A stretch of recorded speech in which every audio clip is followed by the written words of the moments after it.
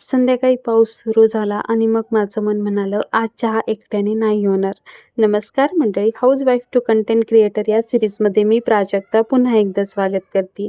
आजचा दिवस अगदी नेहमीसारखा होता. दिवसभराची कामं आवरून घेतली. संध्याकाळी जरा बसलेच होते तर बाहेर मस्त असा पाऊस सुरू झाला. आता पाऊस पडतोय म्हणल्यावर चहा तर व्हायलाच पाहिजे. आणि हो, चहा होता म्हणल्यावर चहासोबत काहीतरी गरमागरम खावंसंही वाटत होतं. मी ना 2-3 दिवसापूर्वी फ्लिपकार्टवरनं मोमोज मागवले होते. मग ते मस्त असे तळायला घेतले. आता तसं बघायला गेलं ना, तर बाहेरचा पाऊस बघून असं वाटत होतं, यापेक्षा सुंदर संध्याकाळ काय असणार?